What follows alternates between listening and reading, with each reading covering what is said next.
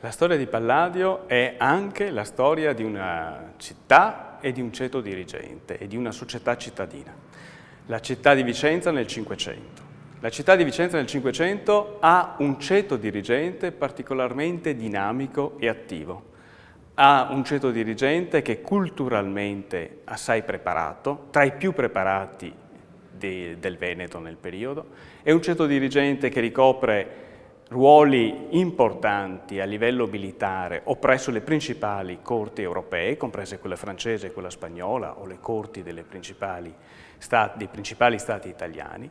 È un ceto dirigente che è all'interno anche del potere ecclesiastico, ricoprendo alcuni esponenti di questo ceto ruoli rilevanti presso la Curia Romana e la Santa Sede. Ma è un ceto dirigente che è anche assai attivo da un punto di vista economico. Un ceto dirigente fatto di uomini d'affari con interessi mercantili presso i principali centri commerciali europei, da Lione ad Anversa, da Londra a Lisbona, da Francoforte a Norimberga a Lipsia. Anzi, quest'ultimo aspetto è un aspetto particolarmente rilevante da sottolineare, perché è un aspetto che sottolinea una volta di più il marcato cosmopolitismo della classe dirigente cittadina e spiega anche il perché una classe dirigente di questo tipo abbia accettato una visione rivoluzionaria della cultura materiale come quella che viene proposta da Palladio.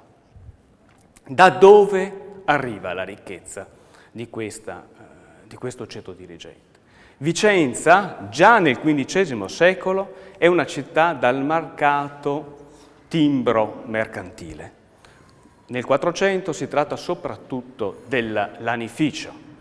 Nel secolo successivo la città conosce una vera e propria epoca d'oro da un punto di vista economico e questo è dovuto soprattutto al vero e proprio boom conosciuto dalla gelsibachicoltura e dalla lavorazione della seta.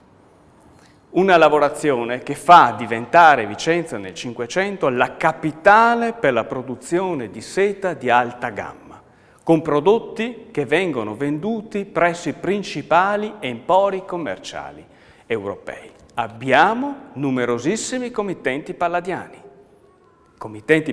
che proprio nel commercio della seta trovano la possibilità di arricchirsi notevolmente e quindi finanziare anche le proprie fabbriche.